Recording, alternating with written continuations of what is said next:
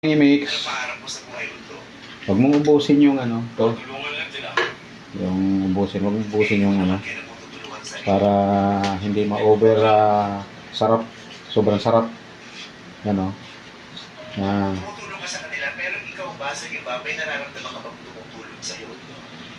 Minsan, meron din sa wala. Sarili mo lang, ang inaasahan mo. Oo. Gano'n ka nakatagal na tumutulong sa mga Yan. Wala na kaming magulang. Nasaan yung mga kapatid mo ngayon? Nandun sa Davao. Sa Davao. Magkano pinapadala mo sa kanila? Yan na. 8,000. Hindi naman. Minsan, 6,000, 5,000. Para sa iyo, 3,000 or 2,000. Ito, mga kailangan mo din. Oo. Okay. Ilang taon na sila? 40. 40 years old. Ako. Ba't hindi nagtatrabaho?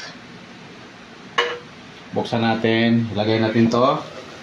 Yan na.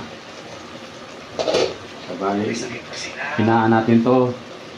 Wala naman yung nagkakawa ng mga maaga. Hanggang kailan mo palang ipagpatuloy ito? Depende lang kung kailangan ng katawan. May anak na yung 40 years old na tinutulungan. Wow, sarap niya. Meron. Pero walang trabaho. Wala. Ang lahat sila doon, walang trabaho eh. Yun ang masakit, di ba? Yung tinutulungan mo, may bitbit pang iba na tutulungan mo din.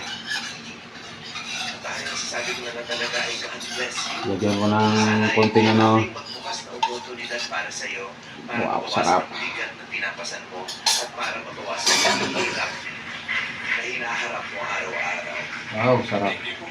Haluin natin ng konti. Wish mo para sa sarili mo.